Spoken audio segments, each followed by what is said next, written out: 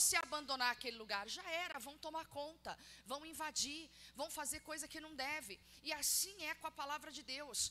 Quando você sai desse terreno, você dá espaço para os invasores, você dá espaço para medo, você dá espaço para segurança, você dá espaço para tudo que quer morar no lugar da palavra, mas não deveria. E assim somos nós. Deus deu essa palavra através do profeta, num tempo horrível, verdadeiramente infernal que eles estavam vivendo, porque assim era o povo. Constantemente o povo saía do terreno. As pessoas ainda têm a ignorância, melhor dizendo, de dizer que Deus é que traz o mal. Deus é quem faz. Deus está pesando a mão, porque eu estou sofrendo, porque Deus está me castigando. Não. Ou então questionamentos, por que isso está acontecendo? Vamos abrir aqui um outro parênteses e vamos abrir em Deuteronômio 28. Abre lá as escrituras em Deuteronômio 28. Eu vou só ler na tela com você. E fica de tarefa de casa todo o livro de Deuteronômio, porque ele declara bênção sobre a vida de quem não sai do terreno, não é? Vamos ver isso acontecendo. Olha lá o que Deus diz através de Moisés. Será que, se ouvires a voz do Senhor teu Deus, tendo o cuidado de guardar todos os seus mandamentos que eu te ordeno hoje, o Senhor teu Deus te exaltará sobre todas as nações da terra. Isso era para o povo dele, ou seja, ele estava dizendo que o povo dele seria exaltado sobre os demais, sobre aqueles que não eram de Deus, sobre aqueles que não criam. Mas aí olha o que ele diz no versículo de número 2. E todas essas bênçãos, que bênçãos era essa? Que está escrito, não é a mensagem de hoje, mas lá em Deuteronômio está escrito: bendito será na terra, bendito serás no campo, bendito serás ao entrares, bendito serás ao sair. Ele vai ministrando bênçãos sobre a vida de quem atentamente ouve e cumpre. Ou seja, aí ele termina assim, ó: todas essas bênçãos que ele vai falar virão sobre ti e te alcançarão quando ouvires a voz do Senhor teu Deus. Então Deus está declarando que se nós não saíssemos desse terreno, que às vezes dá trabalho, olha só, às vezes o terreno que você assumiu, a obra está inacabada, a casa está mais ou menos, só tem um muro, parece que não vai virar nada, você pensa em vender. Eu estou fazendo uma analogia porque muitas vezes é assim que a gente trata a promessa. A gente está nela, mas parece que não é com a gente. Parece que a gente não vai ter dinheiro, parece que a obra nunca vai acabar, parece que a coisa nunca vai acontecer. Parece que aquela palavra já não é para mim, parece que a coisa perdeu efeito para a minha vida, e não deve ser assim, porque lá em Deuteronômio Deus já alertava: se você permanecer naquilo que eu te ordeno hoje, ou seja, nesse terreno, nessa terra que vai vingar, eu vou dizer para você, essas bênçãos virão e te alcançarão. Não precisaríamos perder tempo buscando essas bênçãos, porque elas nos alcançariam, elas viriam nos acompanhando. E lá em Jeremias 29:11, Deus vai colocar essa mensagem para um povo que sofre. Em vários tempos da vida Deus dava essa mensagem. O povo se firmava, o povo se corrompia e Deus enviava pessoas para ajudar. Eram os juízes, eram os reis. Deus enviava pessoas para trazê-los de volta para onde? Para o terreno, para a obra, que a obra não pode parar. Eu estou nesse terreno, eu vou ver minha mansão ser construída, eu estou nesse terreno, eu vou ver a obra se cumprindo e eu não vou sair dele, para que invasores não entrem e não dê ainda mais trabalho para poder expulsar essa gente da minha terra. Ou seja, ela me deu, ela foi dada por Deus e eu vou viver a promessa. Diga: eu creio. Então essa palavra sobre nós. Vamos voltar para Jeremias 29:11, porque aqui tem grandes ensinamentos para nós. Diz o seguinte no começo do versículo: porque eu bem sei os pensamentos que penso de vós. Igreja, eu falei uma coisa, vamos parar aqui, ó. Eu falei uma coisa aqui de manhã e eu quero encorajar você nessa manhã. Muitas vezes nós pensamos muitas coisas acerca da nossa casa, do nosso casamento, do nosso eu. Eu não sei se eu sou bom para isso, eu não sei se eu vou conseguir, eu não sei se esse projeto verdadeiramente é para mim. Talvez muitos de vocês aqui enfrentam essa insegurança. Por que vocês enfrentam isso? Porque vocês esqueceram dessa verdade aqui. E isso é a verdade absoluta que você tem que crer. Meu amigo, minha amiga, eu estou ensinando você nesses últimos tempos E eu espero que verdadeiramente você seja ensinado do Senhor. Sempre que tiver que duvidar de algo, duvide das suas dúvidas, mas nunca da palavra de Deus, porque ela nunca perdeu o poder. O Senhor está dizendo, só eu, em outras palavras, eu sei os pensamentos que eu tenho a seu respeito. Não é para você dizer, Deus me odeia, Deus não gosta de mim, Deus nunca me olhou, eu não sei o que eu estou fazendo nessa igreja, nessa casa, eu não sei porque eu ainda vivo essa situação, eu não sei porque eu ainda permito isso acontecer. Deus está dizendo para vocês aqui nessa manhã, só eu sei os pensamentos que eu tenho a seu respeito. Não é para você alimentar pensamentos a seu respeito que contradizem o que a palavra diz a seu respeito. Diga graças a Deus. Muitas vezes invalidamos, nossos sentimentos nos inferiorizam, nossos sentimentos e pensamentos nos diminuem. Mas posso te contar uma bênção? A palavra do Senhor diz que os pensamentos do Senhor não são os nossos. Ufa, graças a Deus, ainda bem que não são os nossos. Nossos pensamentos nos enganam, nossos pensamentos nos levam ao erro, nossos pensamentos nos levam ao passado com constância. Mas eu quero te ensinar aqui hoje que você serve a um Deus que está no presente e no futuro, e que Deus não está lá. Mas voltando aqui para o versículo 11, diz assim, então esquece o que você pensa acerca de si, acerca de você mesmo, melhor dizendo, acerca do que você tem vivido. Eles estavam vivendo, olha aqui para mim, num tempo de desesperança.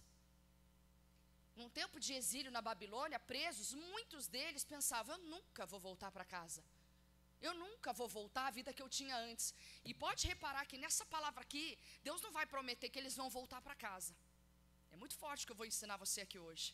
Deus vai prometer algo muito melhor do que voltar para casa. Deus vai prometer para esse povo que o último estágio vai ser melhor do que o outro, do que o anterior. Ele diz assim, só eu sei. Então, primeira lição que você vai carregar aqui, só Deus sabe os pensamentos que Ele tem para mim. E aí ele fala que pensamentos são esses, olha que forte isso. Ele continua dizendo, bem sei os pensamentos que penso de vós, diz o Senhor. Igreja, vamos abrir aqui, diz o Senhor, toda vez que a Escritura Sagrada frisa, diz o Senhor, Ele está querendo dizer que todo o resto, toda e qualquer voz é mentirosa. Deus está selando que o que Ele diz aqui é a verdade absoluta. Quando nós estamos num mundo de muitas vozes e a Bíblia diz assim, e diz o Senhor, meu irmão, fecha o ouvido para todo o resto, porque aquela é a verdade que você tem que crer. Acabou. Nunca que essa palavra é em vão. Então Ele está dizendo, só eu sei os pensamentos que tenho de vocês, diz o Senhor. E ainda diz mais, diz pensamentos de paz. Olha aqui para a pastora. Eles falam assim, pensamentos de paz, a Bíblia diz, que o Senhor estava dizendo através de Jeremias, pensamentos de paz e não de mal. Eu tenho certeza que muitos daquele povo, claro, eles estavam ali no exílio da Babilônia, e eles estavam pensando assim, Deus abandonou a gente, Deus pesou a mão, tá vendo? A gente errou, a gente pecou, e estamos aqui, longe da nossa casa, longe da nossa terra, agora a gente não pode fazer nada. Eu tenho certeza absoluta, porque essa é a realidade atual. Quando algo não vai bem, quando algo que a gente planejou não aconteceu, a carne tem a tendência a pensar exatamente algo contra Deus, porque Deus não se agradou, porque Deus e tudo mais. Só que Deus deixa claro que os pensamentos dele para com um povo que ainda assim estava errado, era de paz. E que paz é essa, pastor? Eu vou ensinar você. Porque essa paz, traduzida no original, significa shalom. A palavra shalom aqui, ela significa muito mais do que paz. E até hoje os judeus se cumprimentam desta forma. Shalom significa não só a paz, mas significa a plenitude. Ou seja, ser completo em todas as áreas da vida, começando espiritualmente, depois na saúde, depois na parte emocional, física, financeira. Olha o que Deus está falando para aquele povo que estava preso, longe da sua casa, sem dinheiro nenhum, sendo servos dos inimigos. Olha o que Deus está falando. Pessoal, esquece o que vocês estão pensando aí, porque só eu sei os pensamentos que eu tenho a respeito de vocês. E o pensamento que eu tenho acerca de vocês é de paz, é shalom, ou seja, é de plenitude. Vocês serão completos, esse terreno vai ter casa, a coisa vai acontecer, diga graças a Deus. É o que Deus estava falando para o povo preso. Um povo que estava vivendo algo que não tinha luz no fim do túnel. Não tem esperança para mim, não tem esperança para o meu casamento. Agora que morreu a pessoa, o que eu faço da minha vida? Eu não sei mais o que eu faço daqui para frente. E o Senhor está dando hoje para você a palavra de esperança que Ele trouxe para aquele povo que também não tinha esperança. Ele disse: esquece tudo isso, não se diminua, não carregue com você essa culpa, não carregue com você esse fardo. Eu estou dizendo para vocês que o plano que eu tenho para vocês são pensamentos, ou seja, são planos de paz, shalom, ou seja, a plenitude, ser completo espiritualmente, na saúde, na alegria, na prosperidade financeira e tantas outras coisas. Então aquela palavra paz, que significa shalom, estava englobada tudo isso. E hoje, quando ele se cumprimenta dessa maneira, é que ele deseja tudo isso para aquela pessoa que ele está cumprimentando. Mas eu não vou falar de cultura, eu vou falar aqui da revelação da palavra. Deus está falando para mim e para você nessa manhã, que o que Ele tem para você é completar a obra dEle na sua vida. Quando você estava, filho, sendo formado no ventre da tua mãe, Ele tinha para você o que Ele vai declarar aqui no final. Ele vai declarar algo aqui que é exatamente o que você talvez esteja precisando ouvir. Ele diz o seguinte: além de pensamentos de paz e não de mal, e aí ele cala a boca de muita gente que estava pensando que ele estava por trás de todo mal. Igreja, nunca mais fale que Deus é responsável por qualquer mal, porque ainda que você conheça uma pessoa muito boa na sua vida, Deus é a essência da bondade. A palavra do Senhor nos ensina que Ele é bom em todo o tempo. Diga, todo o tempo. Deus é bom em todo o tempo na perda. Deus é bom em todo o tempo na angústia. Deus é bom em todo o tempo. Ele continua sendo bom. Ele continua sendo Deus, diz as Escrituras. E aí ele continua e ele termina o versículo 11 dizendo por que Ele é assim. Ele diz: para vos dar o fim que esperais. Essa tradução, pessoal, ela foi trazida para o Ocidente de uma maneira que traz outro sentido. Por quê? Eu falei de manhã aqui uma coisa muito séria. O fim que a gente espera pode não ser o fim que é esperado e planejado por Deus. Você concorda comigo? Por exemplo, eu mencionei aqui pela manhã o caso de uma senhora conhecida, inclusive da minha casa. E ela lá de outro estado. E ela dizia assim para a gente, isso eu fui saber depois da morte dela.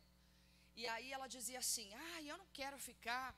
Olha, eu não quero dar trabalho para ninguém, viu? Eu não quero morrer em hospital, eu quero morrer andando na rua, de repente eu quero morrer. E foi exatamente do jeito que ela morreu. Ela estava indo para a igreja, acho que voltando da igreja para fazer alguma coisa, teve um mal súbito e morreu ali mesmo na calçada. Eu conheço pessoas, por exemplo, que dizem assim: eu não quero ficar dando trabalho para ninguém também não quero ficar doente. Olha o pensamento, hein? Graças a Deus que os nossos pensamentos, os de Deus não são os nossos. Olha o pensamento: eu não quero ficar entrevada numa cama. Sabe o que eu quero mesmo? Eu quero é bater o carro e morrer logo de cara, para não ficar dando trabalho, morre na hora. Então são pessoas, se a gente levar essa... Como é que é? Então Deus deu um pensamento de paz, shalom, completar a obra, ou seja, plenitude, para dar o fim que eu espero. Nem eu sei o que eu espero. Eu espero viver e morrer na vontade do Senhor, essa é a verdade. A tradução para essa frase significa duas coisas, e aí quando foi traduzir para o Ocidente ficou o fim que espera. Mas na verdade aqui são duas palavras. A palavra quer dizer para vos dar um futuro e uma esperança. Essa é a tradução desse versículo. Então, na verdade, esperança é o que se espera. Aí eles juntaram o fim que espera. Mas, na verdade, essa frase quer dizer o que para nós? Que Deus está dizendo: só eu sei os pensamentos, ou seja, os planos, os pensamentos que eu tenho a respeito de vocês. São pensamentos, são planos de paz, de shalom, de completar, de fazer completo em todas as áreas, e não de mal, para dar a você um futuro e uma esperança. Tem traduções que já trazem essas duas palavras.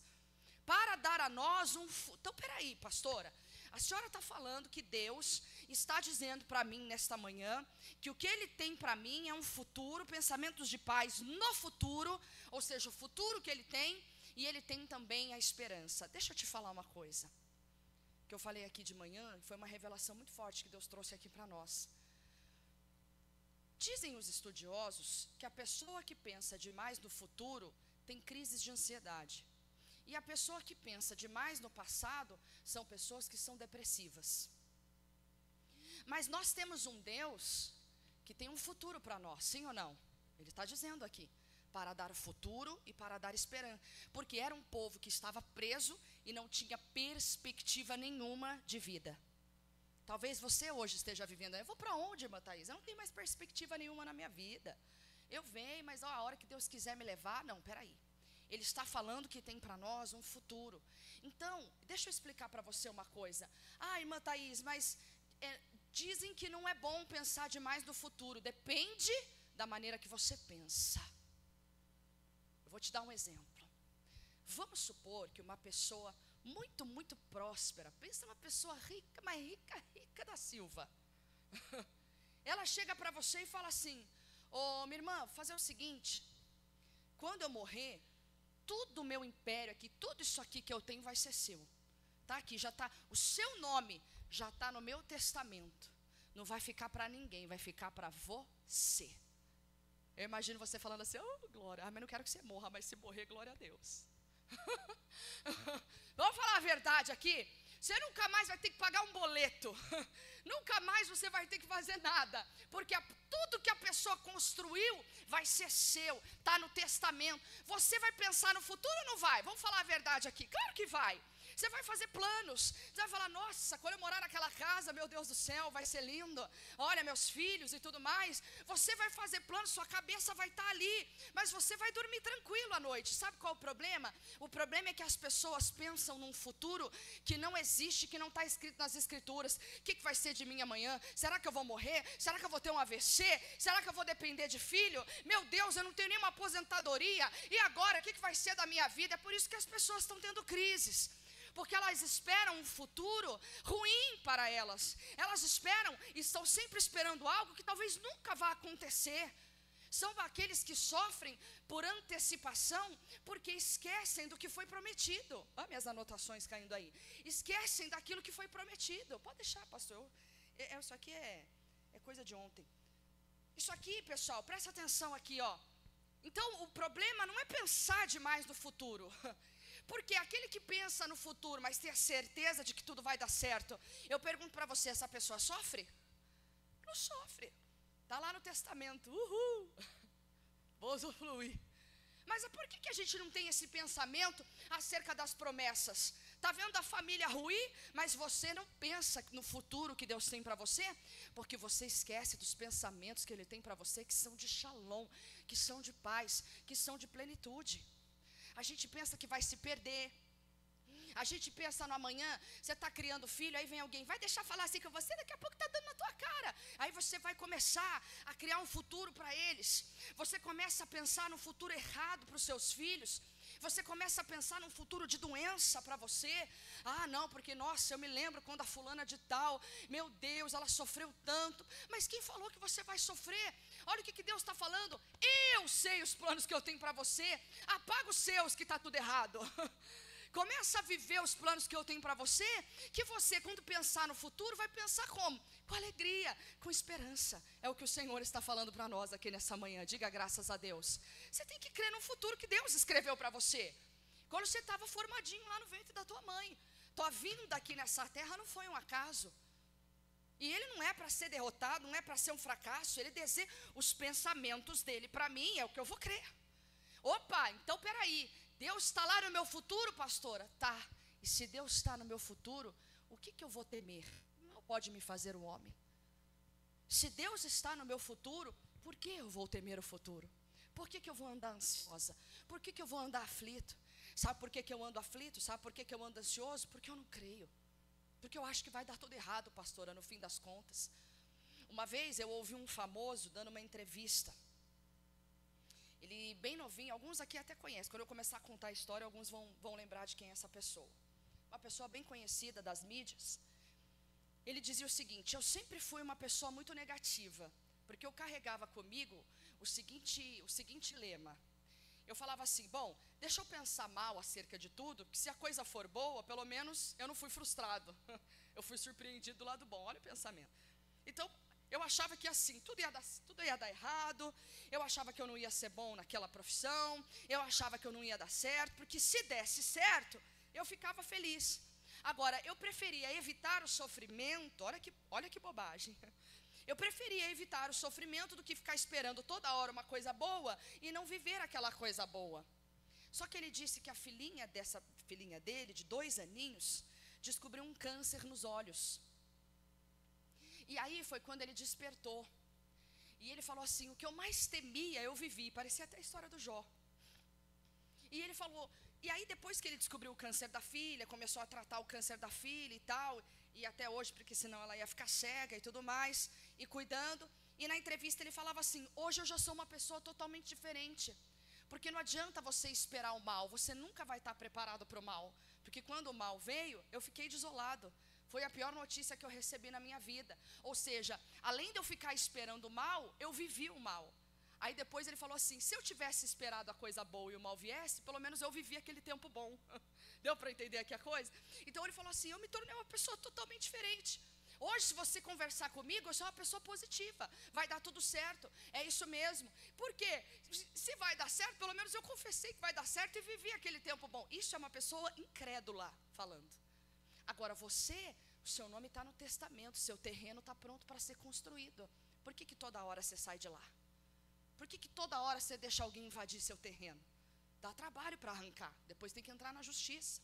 Depois tem que entrar para poder tirar o povo dali. E é verdade o que eu estou falando. É o que eu estou dizendo para você. Depois dá trabalho para você voltar a crer. Depois parece que Deus se esqueceu de você. Quando você larga o terreno, você pensa que acabou para você. Você pensa que Deus se esqueceu de você. Mas não, é porque toda hora você sai do terreno. Toda hora você tem que recomeçar essa obra.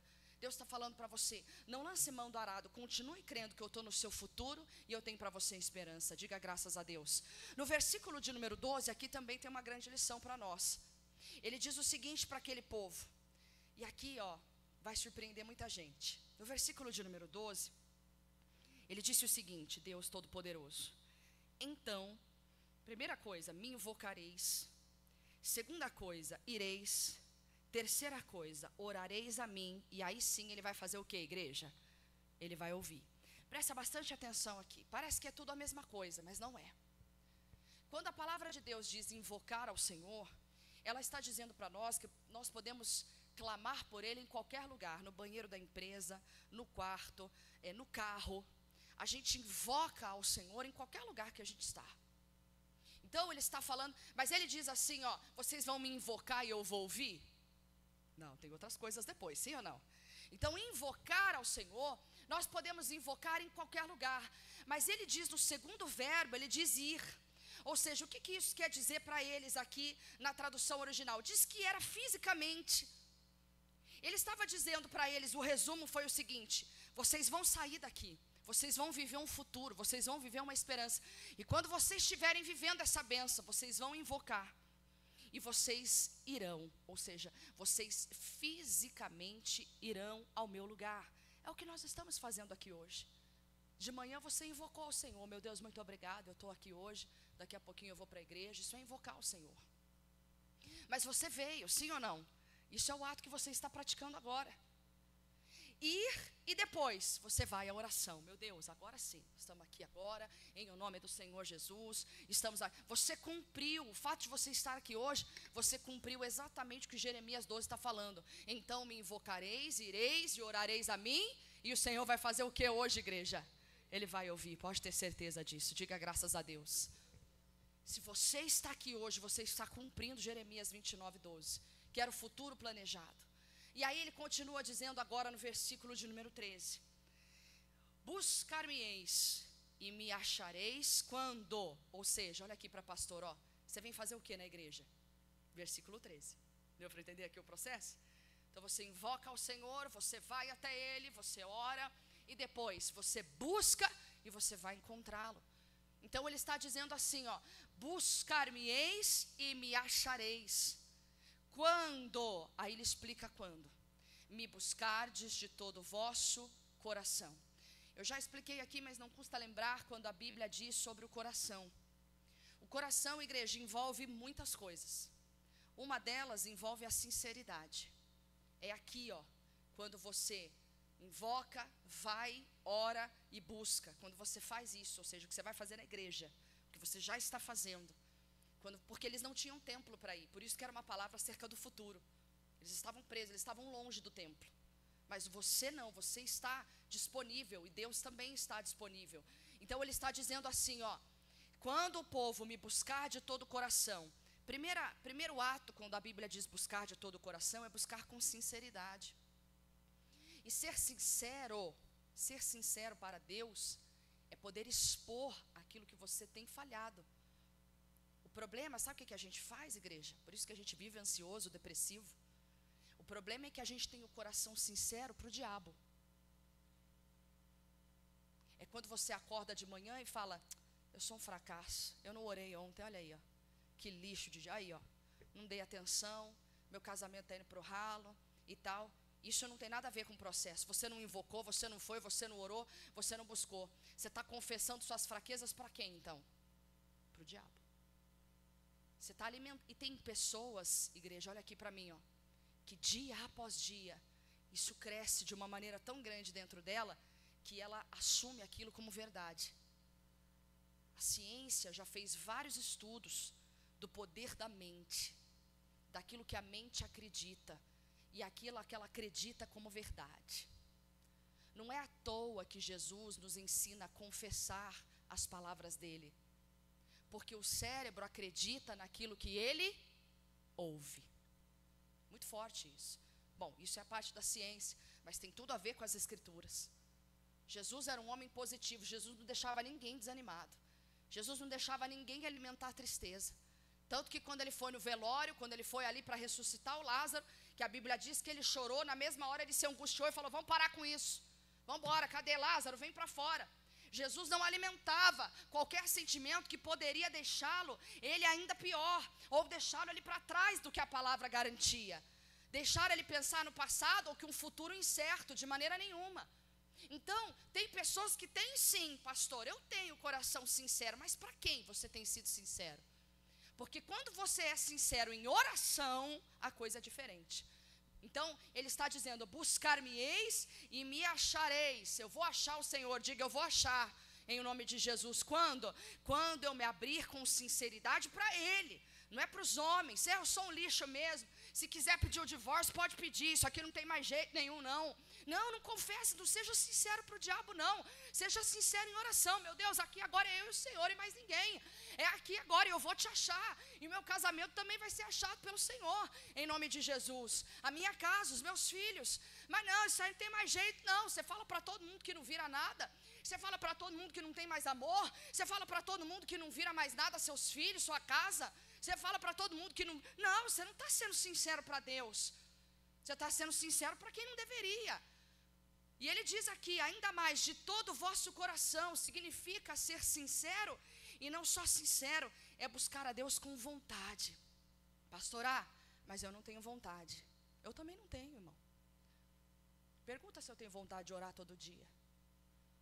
Isso não é uma coisa exclusiva sua, não. A carne nunca vai ter vontade. Ainda mais com a vida corrida que todos nós temos. A pessoa, e ainda fala assim: não, pastora, se eu tivesse mais tempo. Mentira. Quantas vezes você já passou o dia inteiro de folga e não buscou a Deus? E aí você vem falar que é o trabalho. Não é. Isso é a falta da vontade mesmo. E ele está dizendo, ele está deixando claro: me busca com toda a vontade. Marca a hora, meu irmão, em nome de Jesus. Marca o seu compromisso inadiável com Deus. Faz esse experimento. Ontem eu pregava sobre Débora, que eu não vou trazer a mensagem aqui hoje, porque era uma mensagem bem específica ontem que eu dei para mulheres. E eu falava exatamente do perfil que a mulher deve ser perante o Senhor. Primeiro é Deus, depois a casa, depois a obra. E eu vou só falando aqui, a Débora, ela tinha esse perfil. A primeira característica dela, que foi escolhida por Deus para ela ser uma grande líder, é que ela passava tempo na presença de Deus. Se a gente ter essa característica, que foi algo que o Senhor ensinou através do Jeremias, nós vamos encontrá-lo. Marca o compromisso até...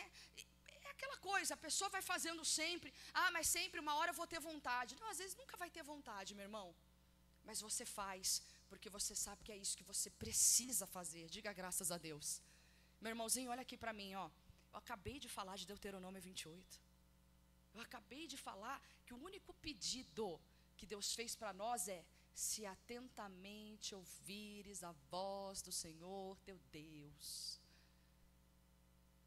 e você cumprir o que Ele te mandou, não é o que alguém mandou você fazer, não, é o que Ele mandou você fazer, todas essas bênçãos virão e te alcançarão. Você não precisava nem clamar por bênção, sua vida seria abençoada. Você ia viver os pensamentos de Deus, você ia viver shalom, você ia viver a paz e a plenitude que Ele tem para você, que é o que Ele ainda tem, diga aleluia. E aí ele termina dizendo ainda, ó, todo o vosso coração, que significa, sabe o que também?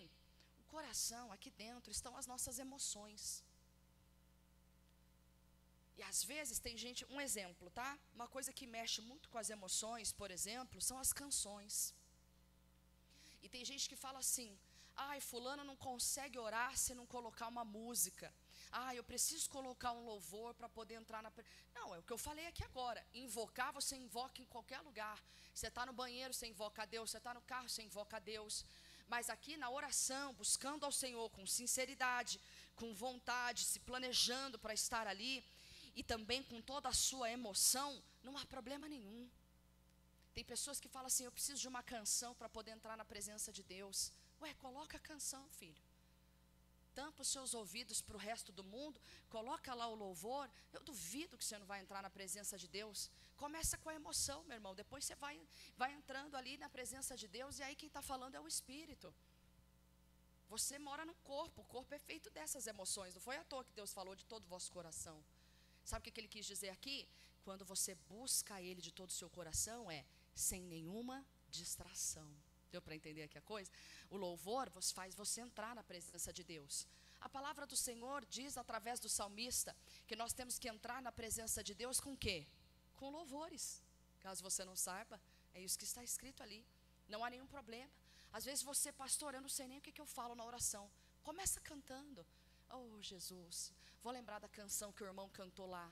Senhor, vai cantando, de repente você está lá já na presença de Deus, é buscando, e você vai encontrá-lo, versículo 13, e buscar-me-eis e me achareis, quando? Me buscardes de todo o vosso coração, e o coração engloba tudo isso.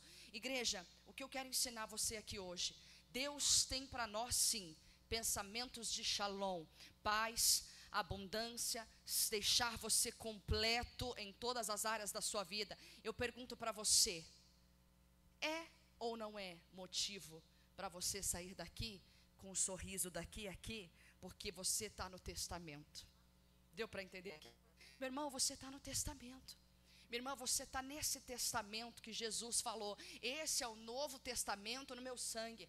Eu vim aqui para dar a paz, eu vim aqui para não trazer mal, eu vim para dar um futuro. Eu estou sim no futuro, mas não estou na ansiedade. Eu estou no futuro certo de que as coisas vão vingar, de que a promessa vai se cumprir, de que o terreno vai ter casa lá dentro, de que a coisa vai fluir, vai acontecer, porque eu tenho um Deus que tem pensamentos de paz. Eu tenho um Deus que tem pensamentos de completar a obra dele na minha vida. Diga graças a Deus, diga obrigada, Jesus, por essa palavra, e aplauda ao Senhor bem forte. Se coloque de pé, vamos orar em nome de Jesus, que agora você vai fazer esse selo com Deus, declarando e confessando: Senhor, muito obrigada por essa palavra, porque é dela que eu precisava. O Senhor trouxe esperança aqui para muita gente. Diga graças a Deus. Feche os seus olhos agora, meu amigo, e fale com Jesus com sinceridade. Você está cumprindo o versículo 12 de Jeremias 29. Isso já está acontecendo. Invocarei, irei e orarei, e eu ouvirei. Deus está te ouvindo agora.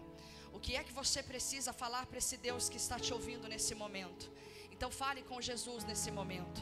Fale com Ele, diga: Senhor, muito obrigada por essa mensagem. Eu estou aqui agora com sinceridade, para que o Senhor é quem possa ouvir e arrancar toda a culpa, para que o Senhor possa arrancar tudo aquilo que me condena. Diga isso. Diga: eu não quero mais ser oprimido, eu não quero mais ser condenado, mas eu quero viver com base nessa palavra que o Senhor ministrou ao meu coração aqui hoje. Pai, me ajuda a crer. Então, peça isso. Meu irmão, quem pede recebe. Peça para o Senhor que Ele deixe, que Ele permita que você enxergue como Ele enxerga. Minha irmã, meu irmão, Deus enxerga teu futuro glorioso. Não é o futuro que você espera, não. É o futuro que Ele tem para você. O futuro que está com base na palavra dEle, nas promessas dEle para você. Meu Deus, é nisso que nós esperamos. Ainda que pareça impossível, ainda que a gente nem veja a luz no fim do túnel. Minha irmã, meu irmão, a palavra do Senhor nos ensina em Efésios: não andeis ansiosos por coisa alguma. Filipenses 4 nos ensina a não sermos ansiosos por nada. Mas sim para esperarmos no Senhor. E esperar no Senhor é esperar viver a glória dEle, é esperar viver o futuro que Ele planejou. Diga isso. Levante as suas mãos aos céus. E se você tiver coragem, faça essa oração agora, dizendo a Ele: eu quero viver os planos que o Senhor tem para mim. Chega de fazer planos, chega de fazer projetos. Eu quero viver os teus projetos. Tem que ter coragem. Tem que ter coragem para fazer essa oração. Faça agora, porque você vai viver. Você vai viver os planos que o Senhor tem para você. Em o nome do Senhor Jesus Cristo. Diga: eu vou viver planos de paz. Eu vou viver planos de abundância. Eu vou viver planos da plenitude do Senhor na minha vida em todas as áreas. É isso que nós declaramos aqui agora em oração. Ireis e orareis e eu ouvirei. Assim o Senhor está nos ouvindo aqui hoje. Meu Pai, essas pessoas saíram de casa, elas saíram de onde elas estavam, porque elas creem na força da Tua palavra. Elas creem que assim como diz o Senhor, ou seja, a verdade absoluta foi ministrada aqui hoje, e ela está assumindo. Assuma agora essa verdade. Isso, fale com Ele agora, dizendo: eu assumo essa verdade sobre a minha vida, sobre a minha casa. Eu vou viver shalom, eu vou viver essa paz, eu vou viver, os meus filhos vão viver, o meu casamento vai viver, a minha vida financeira vai viver shalom. Nós assumimos essa palavra, porque é exatamente o que o Senhor tem para nós, em o nome do Senhor Jesus Cristo. Não importa quantas aflições eu tenha que passar, é verdade, Pai. Eu vou confiar em Deus. Faça dessa canção a sua oração agora. Mesmo que eu não encontre forças para continuar, eu vou esperar em Deus. Pode esperar, irmão. O meu Deus inclinou-se para mim, nunca desistiu de mim. Diga: Ele é a minha proteção. Ele é a minha proteção. Seu amor faz o sonho renascer, a esperança florescer dentro do meu coração. Levante as suas mãos e diga: onde está a sua esperança? Minha esperança está em Deus. Pode declarar: há um bom futuro para mim. Há um bom futuro para mim. Mesmo que pareça impossível, mesmo que até pareça impossível, pode declarar: eu sei que esse tempo vai chegar. Sei que o tempo da promessa vai chegar. Minha esperança está em Deus. Pode declarar: há um bom futuro. Há um bom futuro para mim. Mesmo que até pareça impossível, mesmo que até pareça impossível, sei que o tempo da promessa vai chegar. levante as suas mãos aos céus. Eu quero que você faça dessa canção a sua oração. Você vai dizer para todo o inferno ouvir. Você vai dizer bem forte que a sua esperança está no Senhor, que tem um futuro para você de paz, de shalom. Ele vai completar a obra, Ele vai fazer aquilo que Ele prometeu. Deus não é homem para mentir, nem filho do homem para se arrepender. Se Ele te deu um chamado, então você vai cumprir seu chamado. Se Ele te deu a promessa de prosperidade, Ele vai cumprir. Minha irmã, meu irmão, seja qual for a promessa que Deus te deu, é a salvação da sua casa. Não tenha dúvida do duvide daquilo que o diabo colocou no seu coração. Duvide da dúvida, mas jamais duvide da esperança do Senhor. Jamais duvide do futuro que Ele tem escrito para você. Em o nome do Senhor Jesus, levante as suas mãos e diga para Ele: minha esperança está. Diga bem forte, igreja, declare: há um bom futuro para. Que bonito, olha o que você está declarando. Mesmo que até pareça impossível, Só parece. sei que o tempo da promessa vai chegar. Você vai declarar bem forte com toda a força dos seus pulmões: minha Esperança está em Deus. Declare. Há um bom futuro para mim. Diga bem forte. Mesmo que até pareça impossível, sei que o tempo da promessa vai chegar. Eu espero em ti. Um dia Jó disse assim: porque ainda há esperança para a árvore que foi cortada. Ela ainda vai se renovar. Não vai cessar os seus renovos. Assim será o poder de Deus sobre a tua vida. Ao cheiro, só de cheirar as águas, a árvore que foi cortada, ela vai brotar. Ela vai dar ramos. Ela vai crescer de maneira abundante. Qual é o futuro para uma árvore cortada? Nenhum. Mas Deus está dizendo que ainda que ela esteja cortada, ela tem raiz. E ao cheiro das águas ela vai brotar. Assim será na sua vida. Minha irmã, meu irmão, a esperança não morreu. A tua casa não morreu, o teu casamento não morreu. A tua vida espiritual não morreu. Teu ministério não morreu. Mas ele se renova nessa manhã com essa palavra: eu sei os pensamentos que eu tenho a teu respeito. São pensamentos de shalom, de paz, de plenitude, nunca de mal, para dar para você um futuro e uma esperança. Levante as suas mãos aos céus e diga: obrigada, Senhor. Eu recebo do Senhor nessa manhã a minha bênção, a minha restauração, em o nome de Jesus. Diga graças a Deus e aplauda bem forte ao Rei dos Reis e Senhor dos Senhores.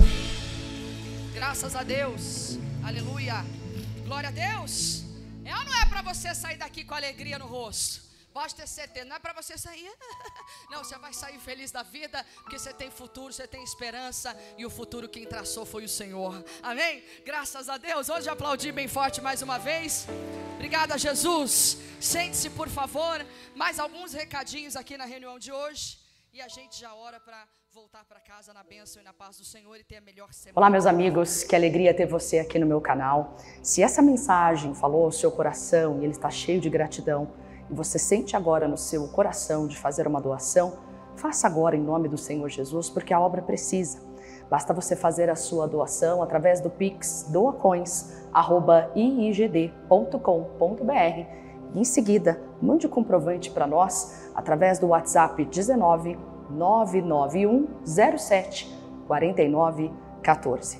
Continue com a gente, tem muito mais mensagens aqui para te abençoar.